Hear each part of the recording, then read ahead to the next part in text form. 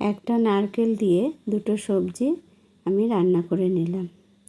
তাই চলো, এই রান্নাটি অনেক পুরনো দিনের, দারুণ লাগে খেতে। তোমরা একবার বানিয়ে খেয়ে দেখো। এই যে আমি একটা নারকেল নিয়ে নিয়েছি, কটা কাঁকরোল নিয়েছি, আর মোটা মোটা ডাঁটার গোড়াগুলো নিয়েছি। বেশি করব না, কারণ নারকেল দিয়ে সবজি খেতে চায় না কেউ। নারকেল তো এখন তরকারিতে খাওয়া উঠেই গেছে, বড় বলো আর ছোট বলো কেউই খায় না। তাই এই যে দুটো কাঁচা লঙ্কা দিয়ে দিয়েছি, একটু নারকেল দেব।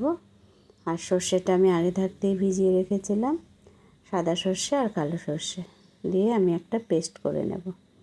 আর কাঁকরোল আর ডাঁটাগুলোকে আমি আগেই ভাপ দিয়ে ফেলে দিয়েছিলাম, তারপরে কড়াইতে সর্ষে সম্বার দিয়ে এইভাবে লাল করে ভেজে নেব। আর একটু ভাজা হবে, তারপরে আমি ওই নারকেল বাটাটা দেব।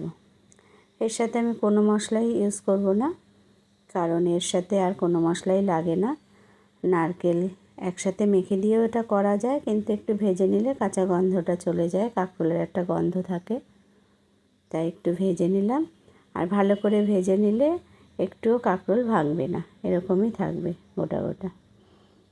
তারপরে এই যে দিয়ে দিলাম নারকেল বাটাটা, এর মধ্যে একটু সামান্য জল দিয়েছি, নুন মিষ্টি দিয়ে আমি এবার নামিয়ে নেব।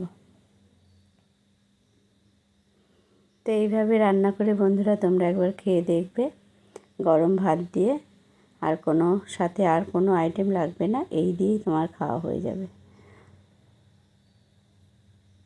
আমার তো দারুণ লাগে, একবার করে খেয়ে দেখলে বুঝবে যে সত্যি আমি ঠিক বললাম কি না ভুল বললাম। এই যে ডাঁটাটাও হয়ে গেছে। চলো, আমার রেডি। সবাই ভালো থেকো, সুস্থ থেকো।